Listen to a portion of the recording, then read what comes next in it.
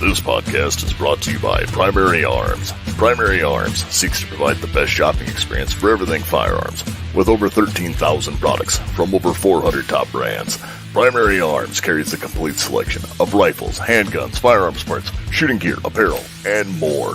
Every order comes with a commitment to superior service, backed by fast shipping and an expert support team. Primary Arms, serving freedom since 2008. Find out more at frn.deals/PA. Welcome to the AR-15 podcast. This show is for you if you just bought your first rifle or if you've been building them for years. There is something we can all do to take our black rifles to the next level. My name is Nick Dooley, and I am joined, as always, by my co-host, Garth Over. How are we doing this evening? And tonight we have a special guest with us. Again, so we have a special guest tonight. We have Josh from Wraithworks.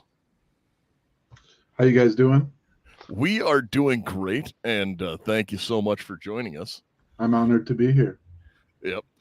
So, Wraithworks is a pretty interesting company. We'll get into that here in just a little bit. Garth, did you do anything neat this week?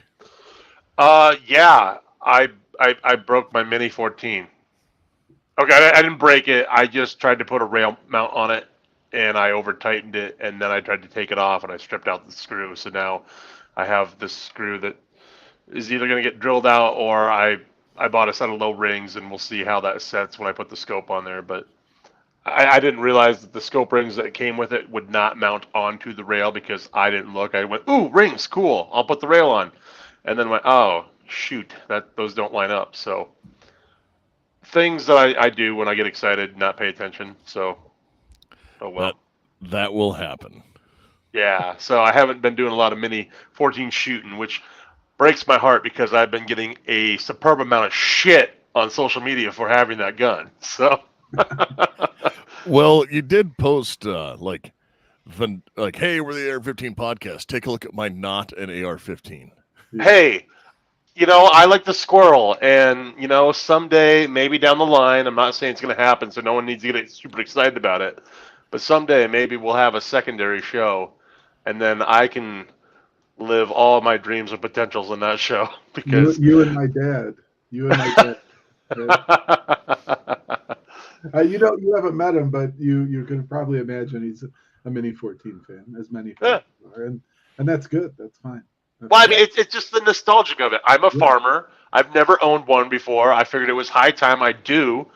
And then as soon as I bought one, everyone's like, cool gun. Now let me talk an immense amount of shit about it. The only thing neat I really have done this week is for the people who are listening or watching live, I put, this is from a company called Reese Wraps. And I put my EOTech and made it multicam black for no reason other than it looks cool. And I think the kids say, now it's got that drip. Yeah. I'm not cool enough for those words. Yeah, I'm not sure I am either. Like, let's be real. I'm a 40-year-old dad podcasting out of my basement. So your daughter might have fits if you start talking like that. I like to say YOLO to make young kids uncomfortable. they kind of cringe up, and I love that. Yes, I've been known to yell things like yeet, unironically. Oh, I have a yeet project for you here that I've been working on. This might be the ultimate in yeet. Oh, now yeah. Non-reciprocating charging handle. Oh, the charging handle stays forward, and there's a little optics mount. It's mounted via a pin through the normal hole there, and a piece of spring steel that wedges between the upper and lower. Now that is impressive. For anyone not looking, you're looking at, I believe that's a Mac 11. Yeah, it's one of those Cobras, Yep. But it could work on, most of them. Yep. I say Mac 11 just because. Yeah. They had originally a reciprocating top charging handle, so you could never mount anything to them. Yeah, and it cut your finger up. And Yeah. this, I'm never going to have that cut again. I swear it'll heal back, and I will never have it again because of this. It was just a side project on a weekend when I was watching some boring racing, and I just made it as a gag. But then we showed it, and people liked it, and Hey, I was forced to make it. But like the Mac guns, like I'm not even sure what to call them. Like pistols, micro sub guns, they have this like weird special place in my heart. Like I'm a child of the 80s.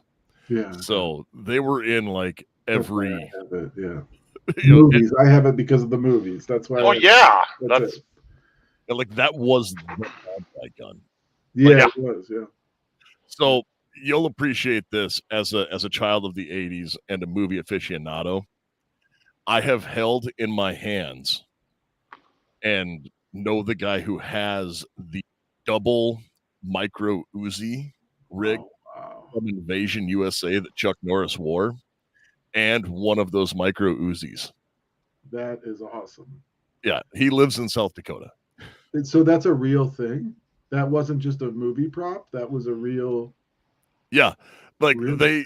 they had some movie prop ones, and then they had like one live one for a couple of the shots, and he wound up with it. And he wound up with the DeSantis. I think it was DeSantis made a double rig specifically for it.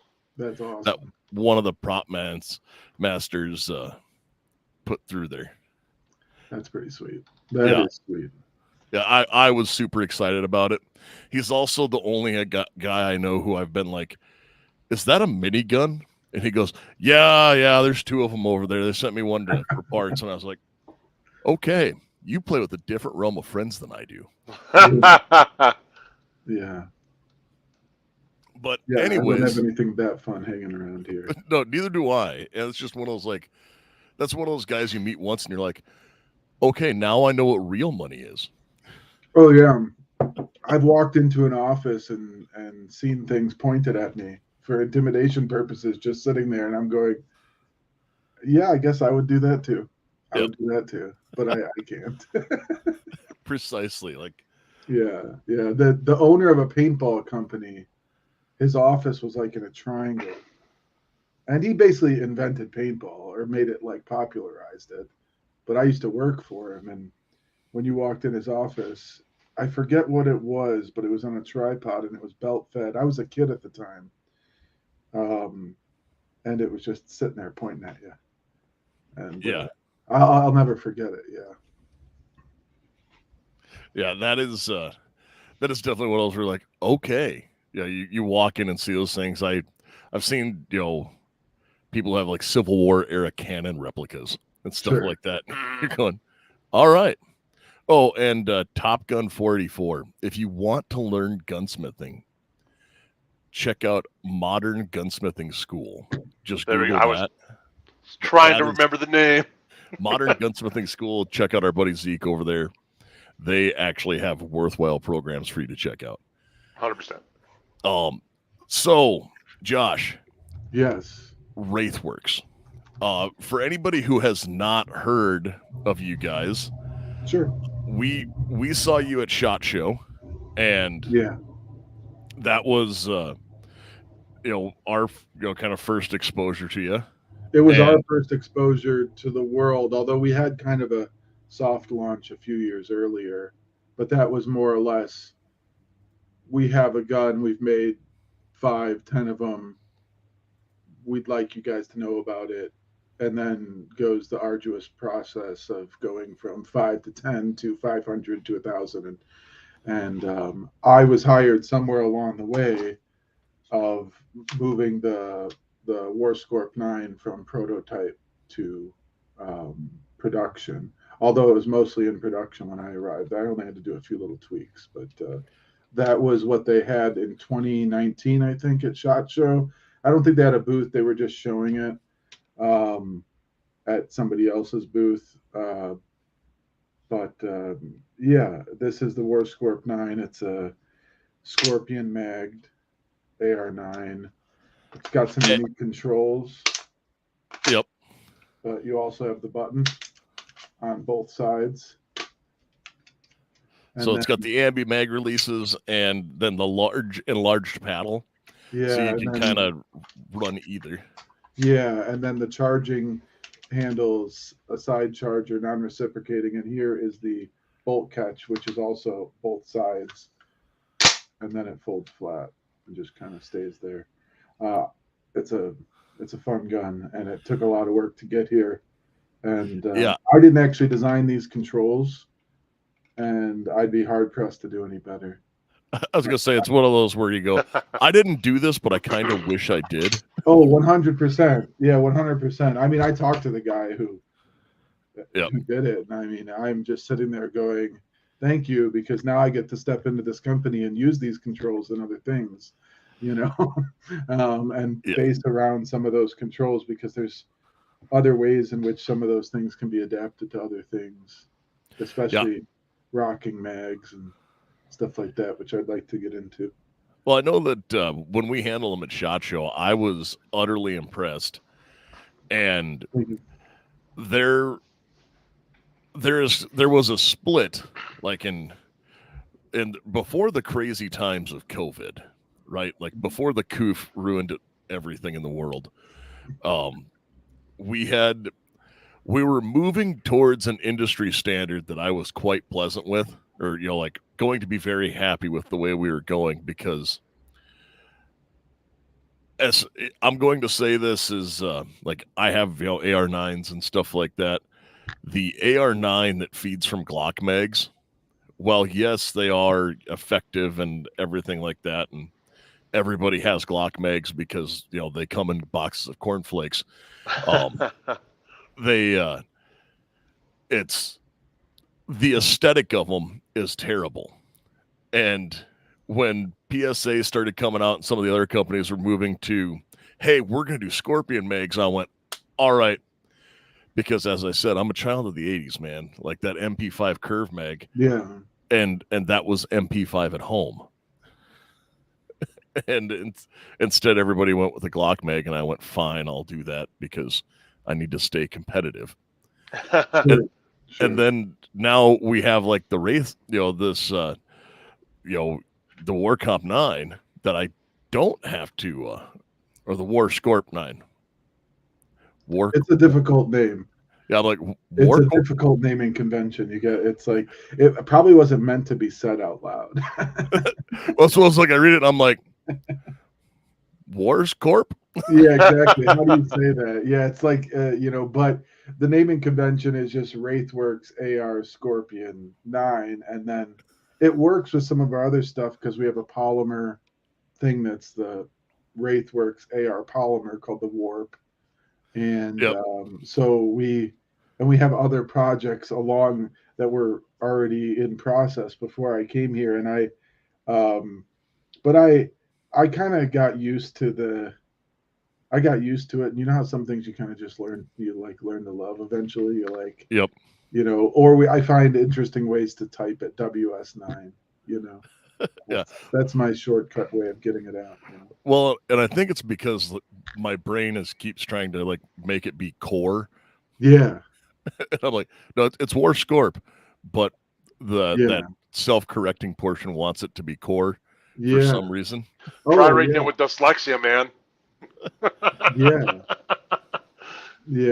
It's a tricky name to get out, but basically we hope the product is pretty, and the controls are more memorable, and I think they are. We just did a couple days of public testing, and the feedback we got was pretty good, and the production units performed pretty well, and we were pretty happy with the whole. It was the first time having people shoot our stuff in front of us that weren't at our home ranges or in our peer groups, who just got to walk up to the booth and grab it and shoot some mag dump, and You guys were just at TriggerCon, right?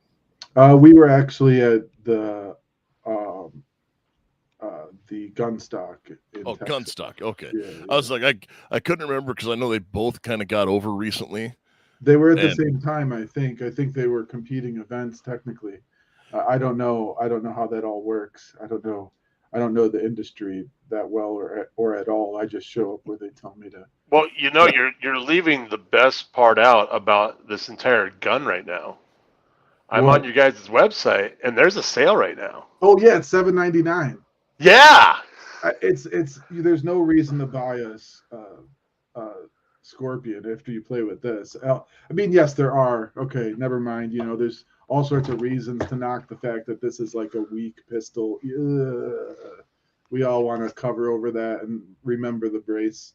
But the brace is not with us right now. The brace will be back. To the brace, I pray. yeah, I'm really not worried about that because No. like at the rate they're going, the number of L's they're taking on that, they're gonna just it's gonna end up getting rid of NFA, and I'm gonna really love that.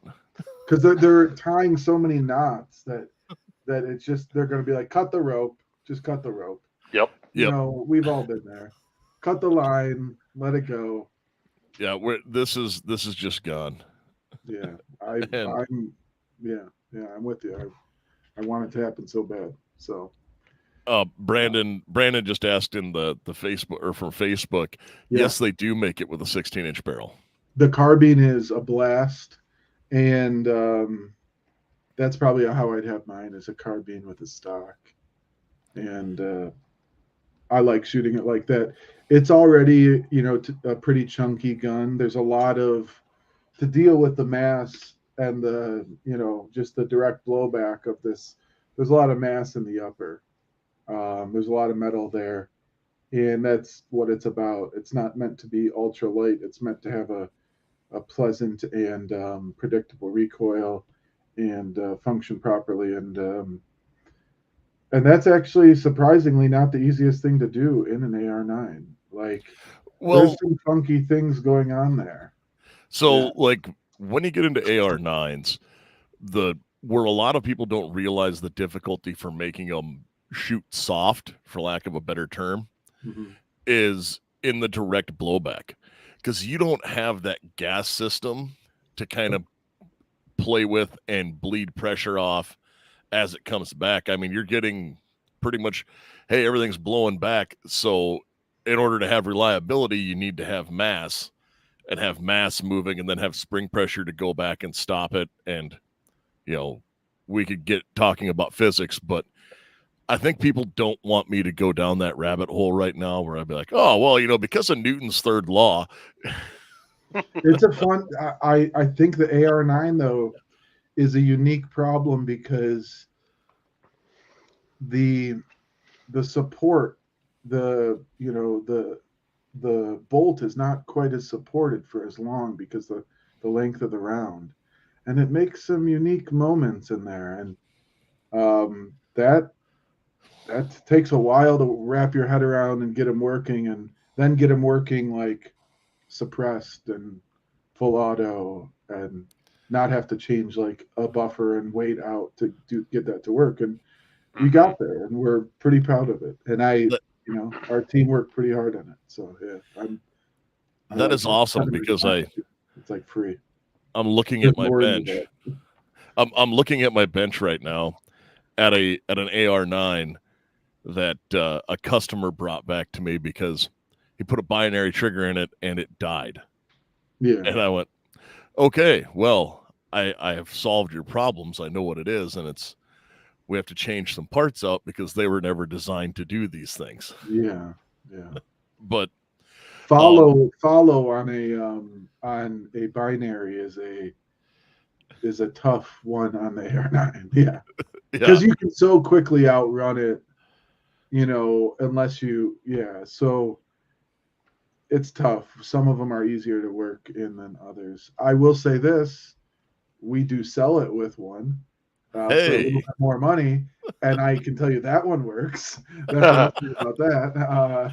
And it's hard to outrun that one. Yep, and getting timing down on any of that really starts to, and it still would be timing, but it has a lot to do. Like, there's a lot of math that goes into it to get it all right. Yeah, and and it's a chaotic thing, so it's like then something weird happens, or there's a bit more friction in this cycle. All of a sudden it's like, uh-oh, it's all different.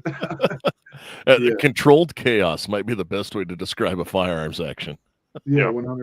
100%. And yeah, we learned a lot. This is our first one, so this is our first product as a company, and we learned a lot on it. So we're real proud of it, and it's tough to see it at $7.99, knowing what we know it can do and how it performs. But we got to get our name out there. It's our first go. We kind of had a soft launch with showing it a long time ago. We were the first ones to show one of these, and then the last one to put it on sale. Now, I will say this. In between, there have been better or lesser reviews of our competitors. And some of those reviews made me think, oh, I'm working on that. Like, as I'm seeing this in the review, I'm going, oh, they have that problem. Interesting. And you're kind of like, thank goodness we didn't rush out the door with that. Well, you didn't have like SIG syndrome where you use the customers as beta testers. Yeah. As I continue to ruin any chance we ever have of major sponsors, as I say things like that. No, you don't. You might. Well, we never got in it for the sponsorship.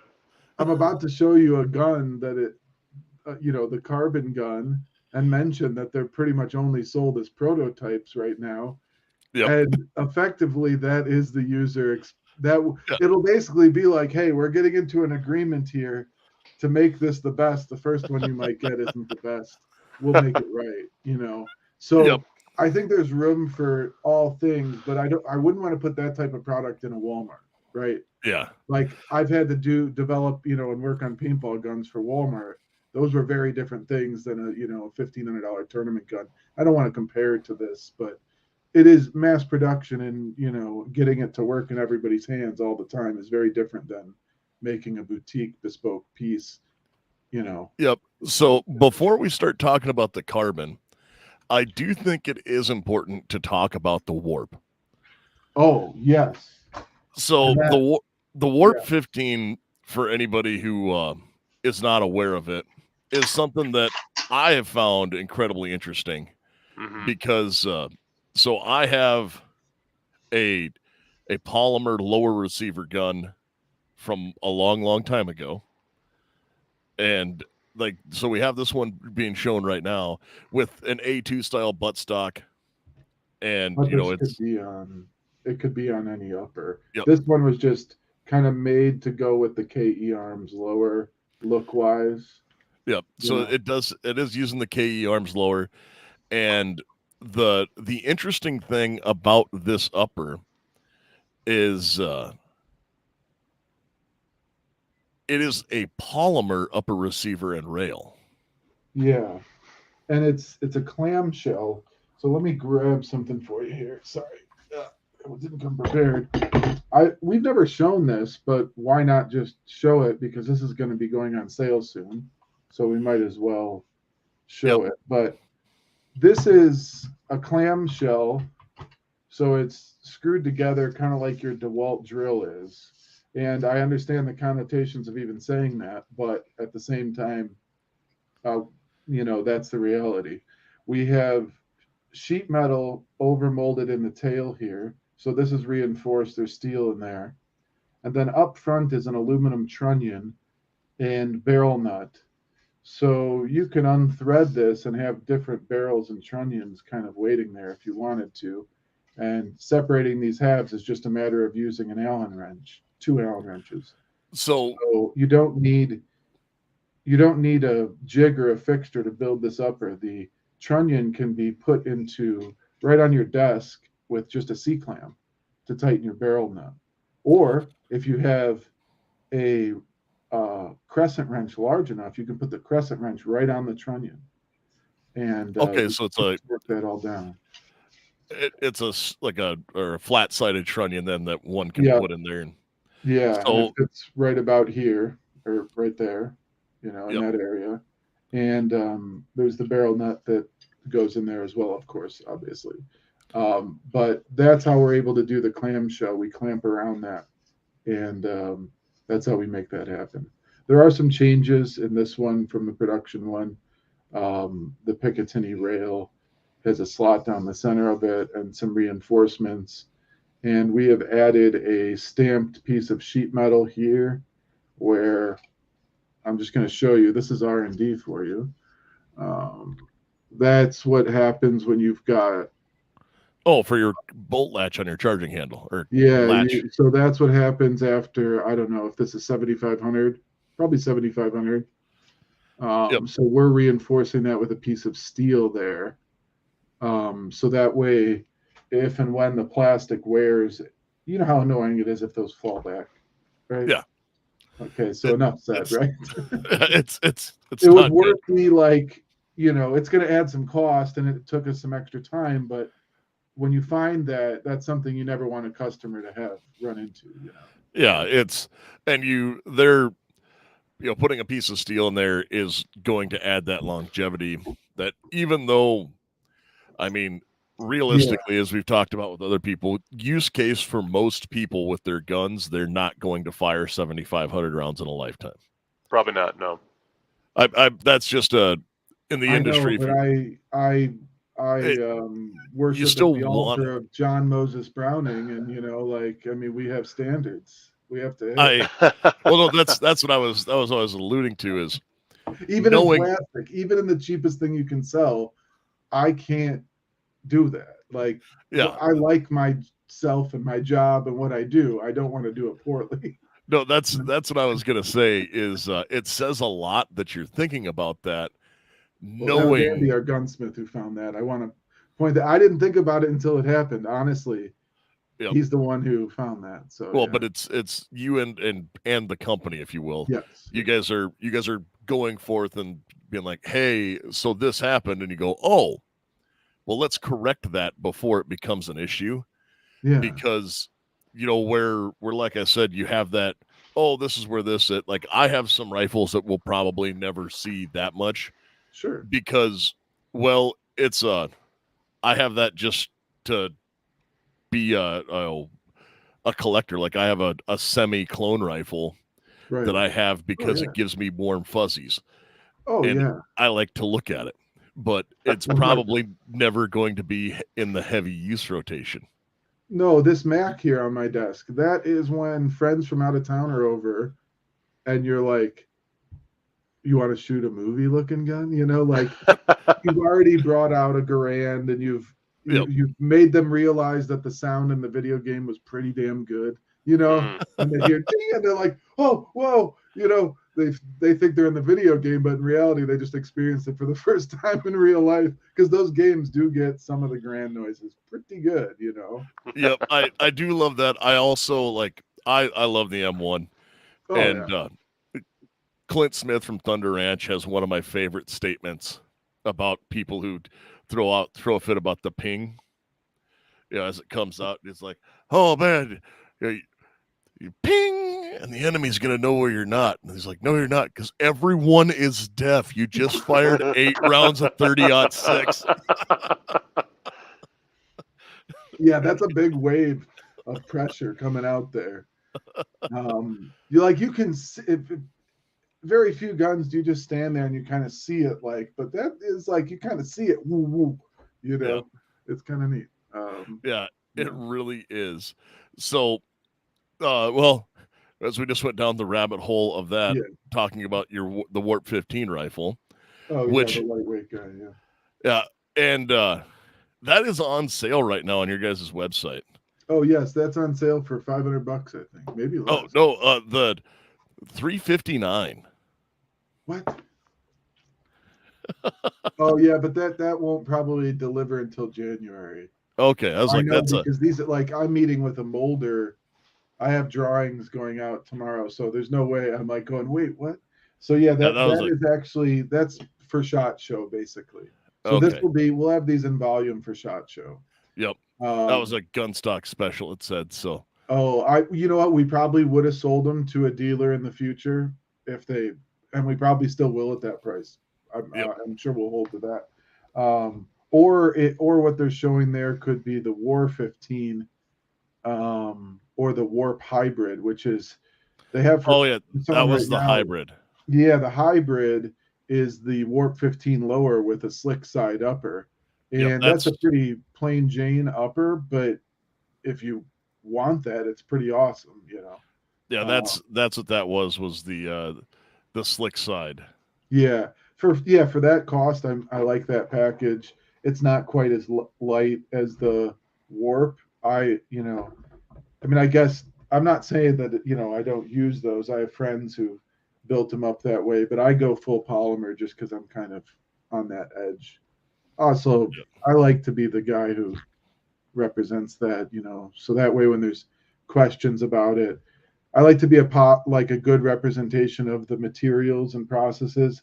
I'm not going to like exaggerate on what they can do. Like, okay, you're not going to do the meltdown video to the same point as that video you sent me. No, I can tell you what's going to happen and when it's going to happen, but you're not going to hit that many shots. But that the reality is at these price points and these weights, like you guys said, most people don't even do that. Most people have never melted down an AR, right?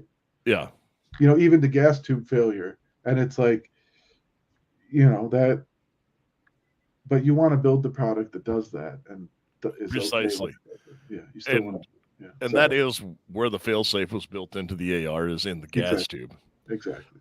Yeah. But now we've talked a little bit about the Warp 15 and the War Scorp, as I'm going to call it now.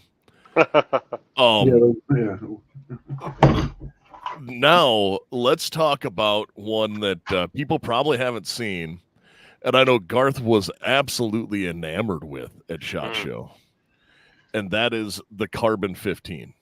Yeah, Carbon Max. I'm sorry. Well, honestly, the branding on it is that was the code word for the project, so we just named it that, right? Yeah.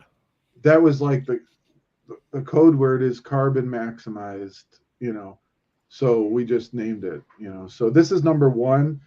We made some improvements on this since you guys saw it. This is more positive than it was before. We're working on the detent on that a bit.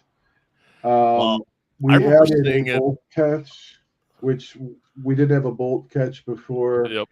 Because we were just kind of using, the charging handle to hold things back, but we wanted the similar manual of arms, right? So we added that. We built another one, which is what was test fired at Gunstock. At Gunstock, and that one was anodized. So this one is unanodized. So I'm just going to be straightforward. Unanodized aluminum gulls, right? So we had galling in the back here that causes friction. So this thing, your gas block needs to be variable throughout the day, and this has now become just a show thing, because it was just number one, trying to demonstrate a concept, and we have anodized models now that we can test fire, and we have now I would guess to say thousands of shots through. I remember talking with you at SHOT, because we were talking about, you're like, we were so excited for this to come, we couldn't even get our parts anodized. And I found an overnight anodizer now. I have a relationship with a guy who gets to me in a pinch, and I had a friend who invested in. I have some ability to do that, both hard coat and not in a pinch. So we have that capability. Yep, I love seeing you guys have moved on and like kept going, and I see the stuff popping up in a distributor email for get the War Scorp and stuff like that for me to buy as an FFL. Mm-hmm. And I'm happy to see that, just because I remember talking to you guys and we were visiting and kind of laughing about those growing pains of bringing a brand new innovative product to market and being like, all right, we got to do it. And and it's still like that today. I was meeting with a kind kind of an industrial engineer, I'd say, even though his skills are a little bit broader than that. But you know, we're sitting there and we sit to meet for 30 minutes to discuss some of the scalability things that we're dealing with on this project. And 3 hours later, it's like, oh, you know, we're going to have to meet for 20 more hours until we're done with this. And every time you kind of take a step forward, you realize that to do it right, it takes so many other steps that, you know, it can paralyze you in the moment. And then you just got to push through, find the right people, and to work on those problems. But I mean, I've designed other stuff before where you could control the assemblies better. You know, like with a firearm, you have to make it work with, especially developing on the AR platform, you're making it work with like historical context in mind.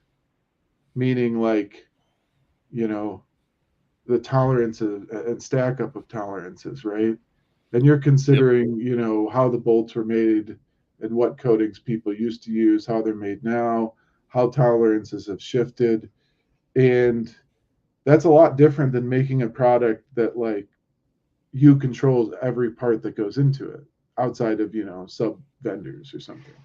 In this, I have to make this work with other people's bolts and magazines the same way it might work with our controlled components.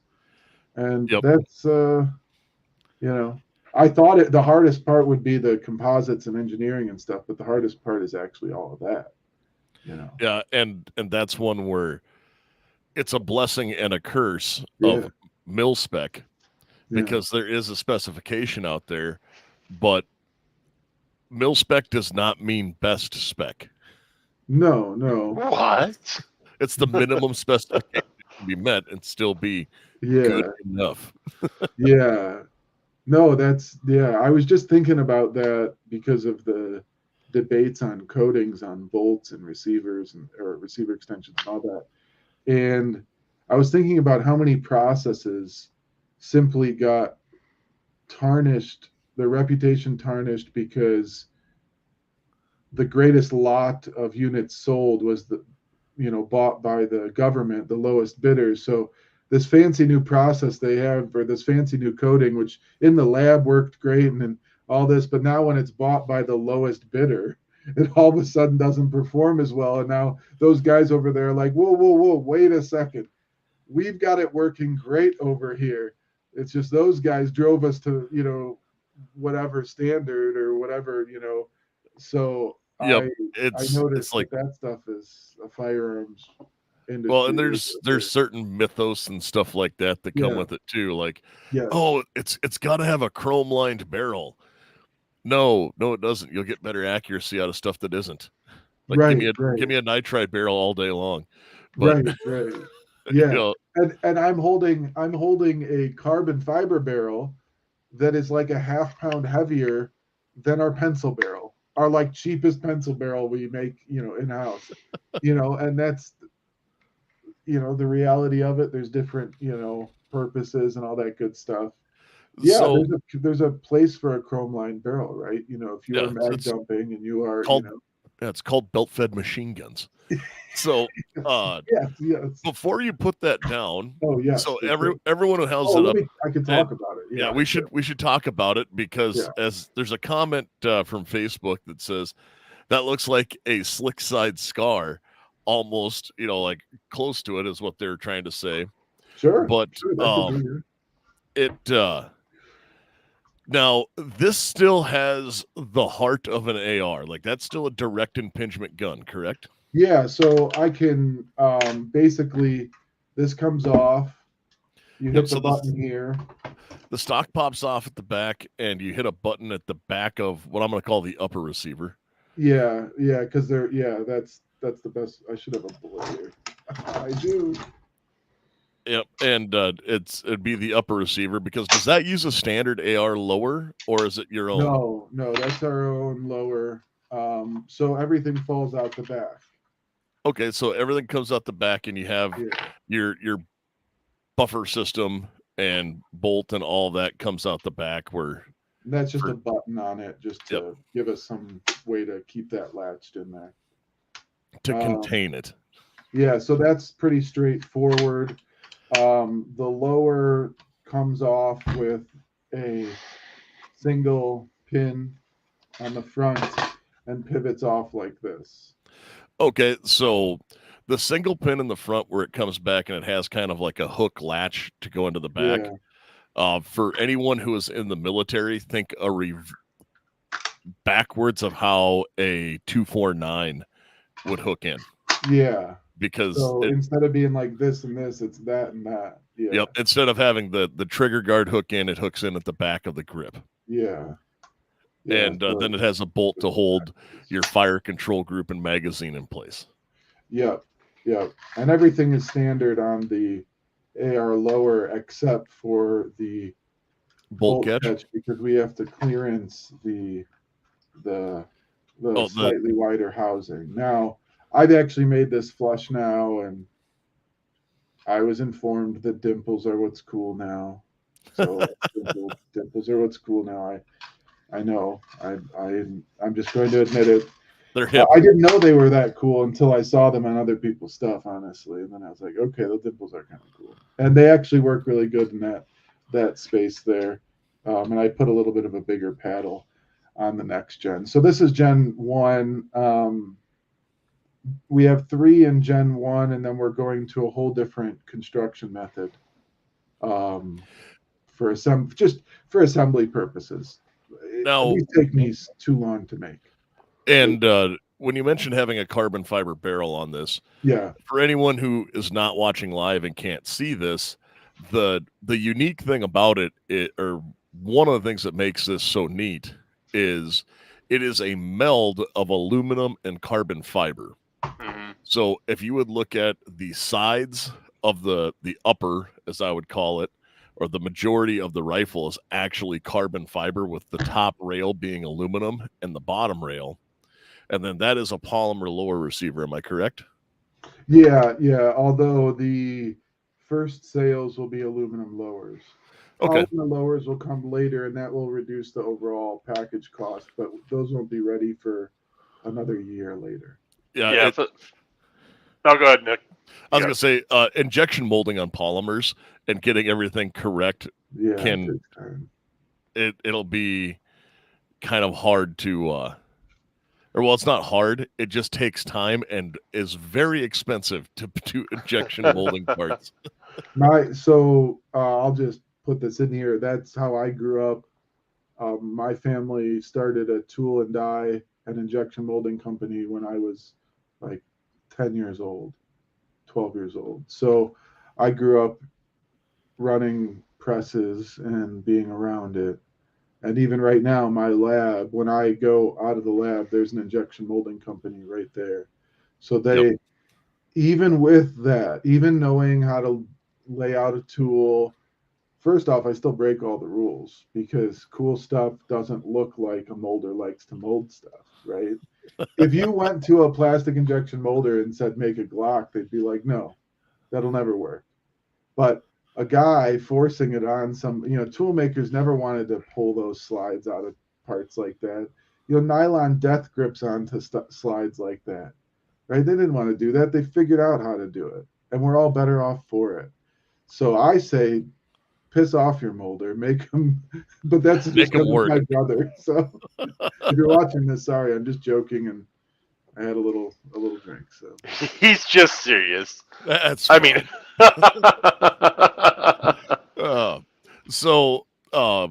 As this goes through, so it's a monolithic upper that has everything going across, so you don't have to worry about bridging optics or anything like that, with a side charging, non-reciprocating handle that from the cuts is ambi.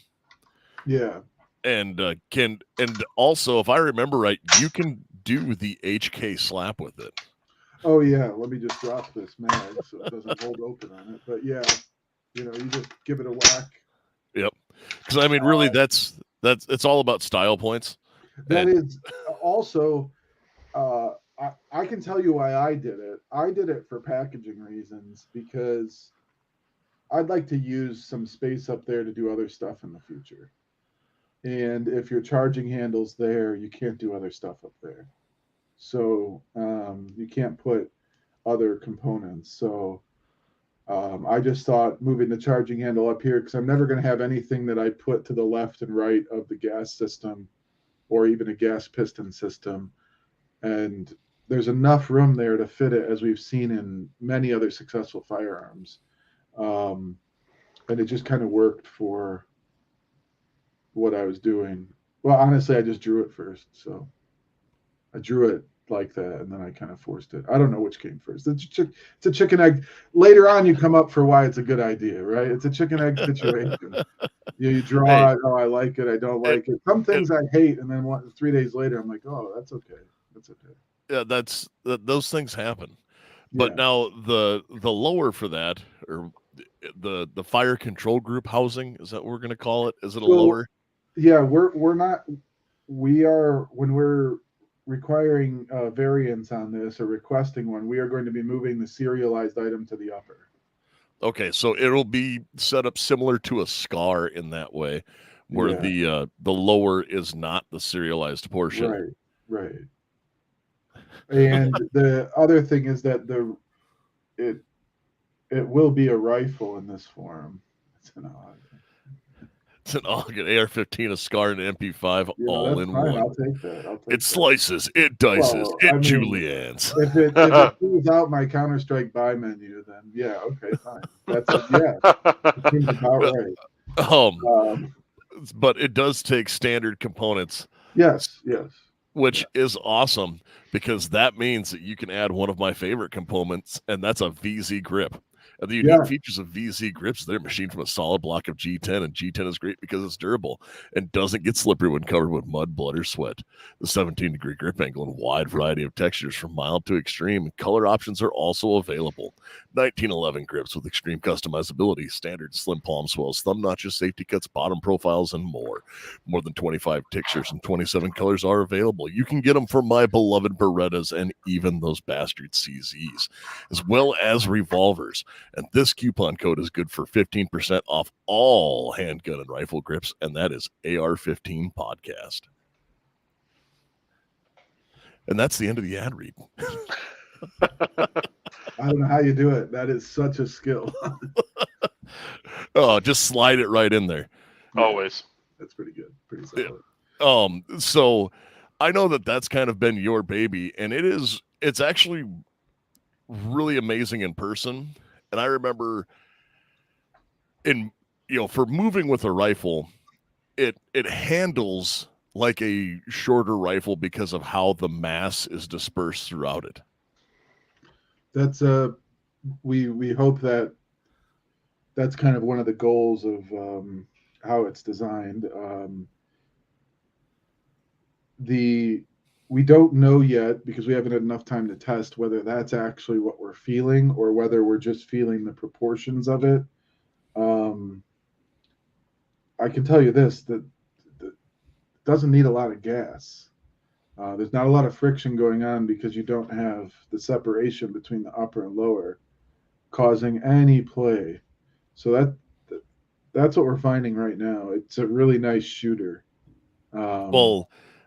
That stands to reason, because you don't have the, like you said, with the upper and lower, where you have that, there's the variables where it comes back, where everything can move in one unit. Yeah. It'll stay, you can implant more rigidity. Yes. So you don't have, since everything eventually moves in a weird sine wave. So you've done this before? No, I haven't. I just understand that, like, anytime you hit metal and you have open spaces, it moves like a tuning fork. Yeah, so we did do this. We hooked up a gun to an oscilloscope and did exactly that. And that's exactly what happens. And what we think is happening here is very similar to when everybody's tried to pound out a pin or hammer on a table whose leg isn't touching the ground, right? And you just don't impart a lot of force. Well, there is a little play between the upper and lower, and there is a moment. Actually, there's 3 moments probably, or several moments, depending on how you think about it, where the forces go in opposite directions in an AR, and there's play to be taken up, similar to the play, on hitting a work, which can take something out of it, but it also means it needs more input into it to get the cycle, because not all the energy is actually going into it, directly as intended. So that's why you see in the back of the bolts all that chatter the chatter on on buffers and things of that nature. On the shaving and all that good stuff. And so we don't think it's a surprise that these things, we have the gas system cranked down. So we're working on that, but that's a good thing. That's a good problem to have. Yeah. And one of the other problems I know that, and this is just something that I know from being around a little bit, is you have to plan for stupidity, and you have to plan for guys who will only run 77 grain Black Hills match ammo. and on the other end, you have the guys who will only run like zinc coated off brand Tula. Yeah. Well, I can tell you, you have the guy like me who engineers the gun and takes it apart and puts it back together and decides he's going to demonstrate it and puts the gas system all the way open and shoots the bolt out the back of the gun. I learned a lot that way by making my own stupid mistakes. Sometimes I think that's actually a good thing to, because then you'd sit and you go, somebody's going to do that. Somebody is going to shoot this thing so hard that, you have to worry about shearing, several millimeters of aluminum. Okay, well, what do we do about that? Well, let's throw some steel at it. Do that and get Bubba's pissing hot reloads. And yes. Well, I didn't even know I was doing a Bubba's test there, but I became the Bubba. But luckily, I proved that I didn't get hurt and everything. In fact, the rifle shoots fine. Even in broken state, you just collapse the stock and keep shooting. What do they call it? A proof load. Yeah.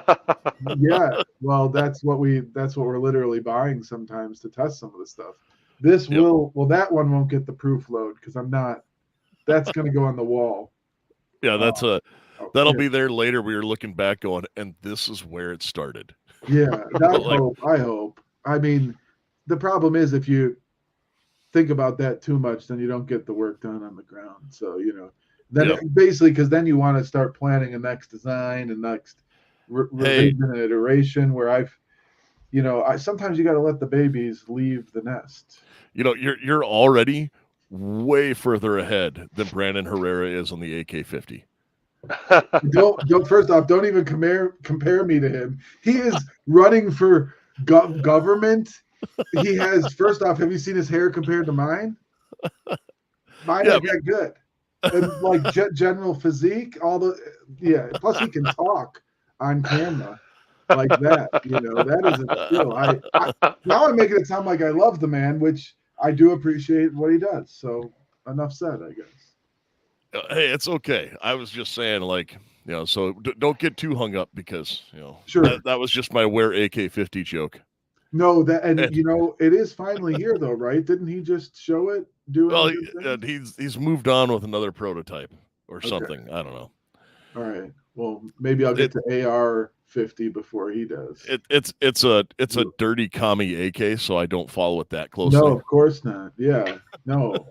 I put it on ad block, of course. I don't even know who the guy is. Oh, I have to study the enemy. Yes, of course. What are you saying, guys? Yes.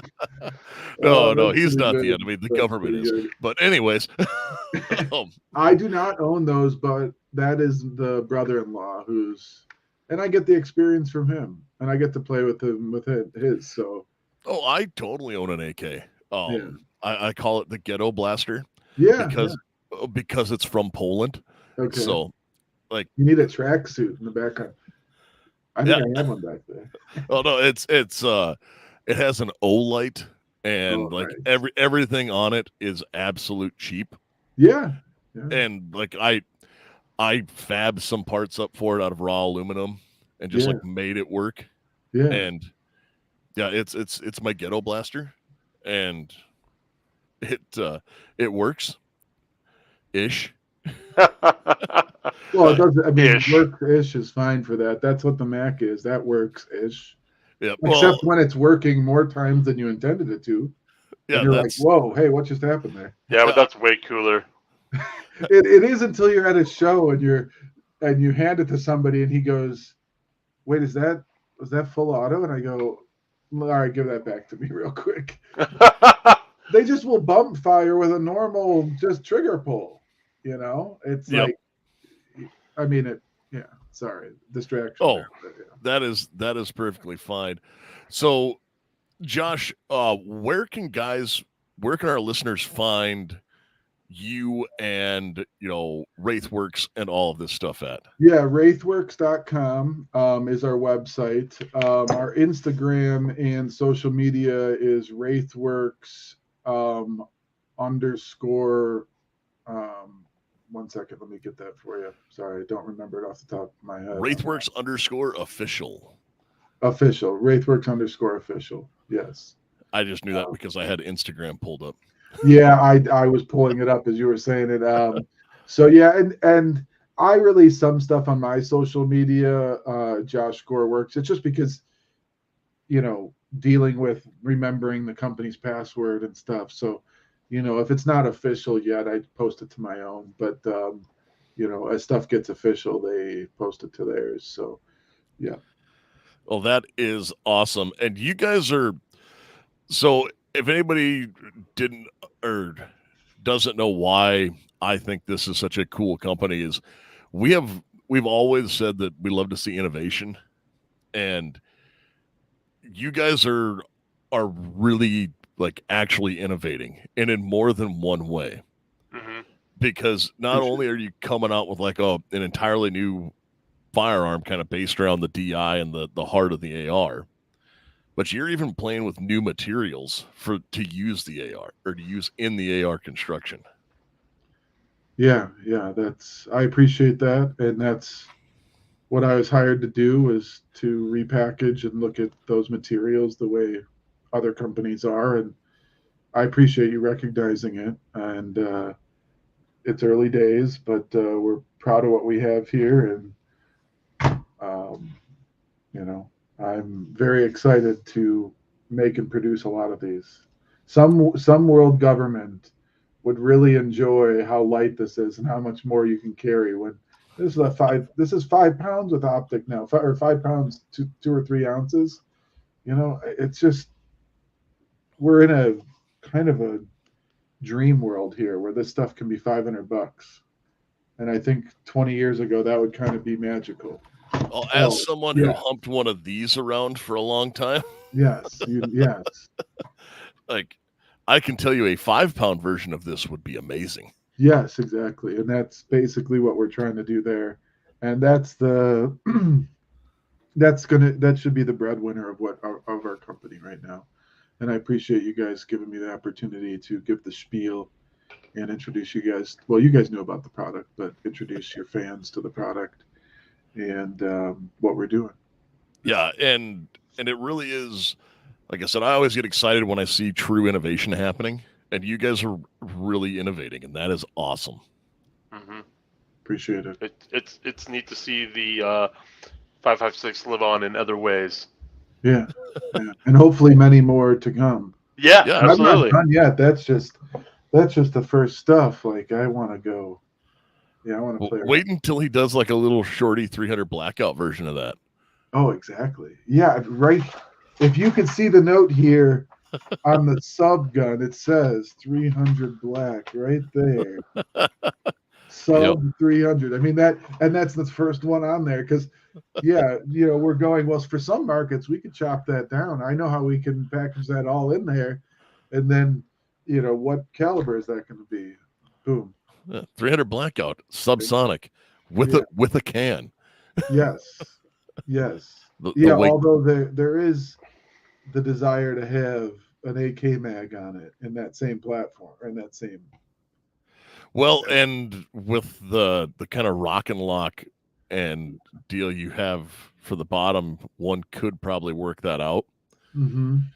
especially with a little bit wider tolerance, because that's the reason why you're starting to see some of the 8K meg ARs pop up in the AR-10 platform, because they need to be just a little bit wider Mm-hmm.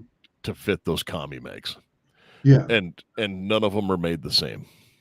No, they're all different. I've got a real one here and a fake one here, and they're all different, and the tolerances range. And I don't really want, That's right to say it works with Magpul magazines. Yes, hey, I've done that before. Yes. Yeah. Yep. That can be put in the manual. Yes. I'm glad you know that. Yep, it's what's going on here. Well, this works with which magazines did you use in it? Yeah. Oh yeah. All your see there's where you start. Yeah. If you only had our silver bullet mags yes, that work in everything all the time, then all your problems would be solved. Yes, solving your problems, much like solving the problem that national security experts are warning about. Our aging power grid is more vulnerable than ever. January marked the third time a power station in North Carolina was damaged by gunfire. Authorities are saying this raises a new level of threat. They're now checking into our power grid's vulnerabilities, and they've identified 9 key substations. If these substations are attacked, power could be knocked out from coast to coast for up to 18 months. Imagine a blackout lasting not days, but weeks or months. Your life would be frozen in time right at the moment the power fails.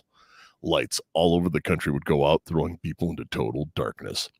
That's why having your own solar power is more important than ever. With the new Patriot Power Generator 2000X, you get a solar generator that doesn't install into your house because it's portable. You can even take it with you and use it inside. But it's powerful enough for your phones, medical devices, and even your fridge.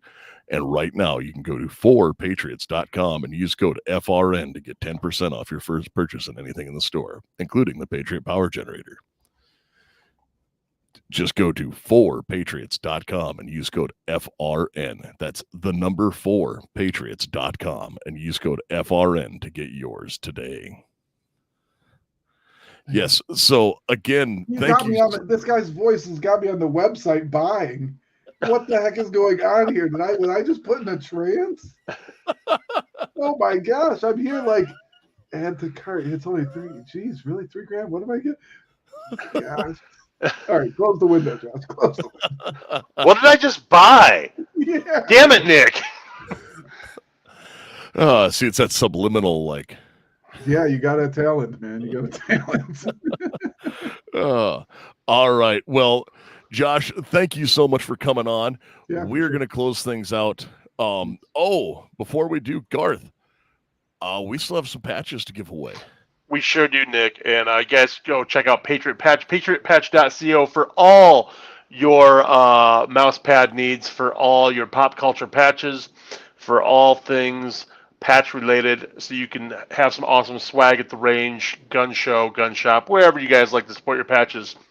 We're going to give a patch away tonight, and our lucky winner is Brandon. So Brandon, please email AR-15podcast 2.0 at gmail.com, and we can get your information and get you an FRN patch sent over to you. All right. And Garth, Josh, you got anything you want to add before we close out for the night? No, the War Scorp 9 is a great deal at $7.99. All right, perfect. Thanks for having me. It's been You bet. Thank you for coming on. Yeah, yep, and we'll talk to you for a little bit here after we close out. Garth, you got anything you want to add? No, I'm good. I was gonna say something smart ass, but we'll just sign off. All right. Well, you folks out there, you stay safe and stay armed.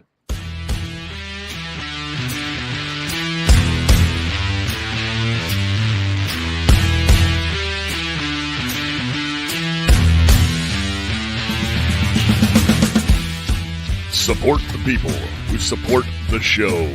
Primary Arms, VZ Grips, 4patriots.com, and Patriot Patch Company. Be sure to check us out on social media. AR-15 Podcast 2.0 on Instagram.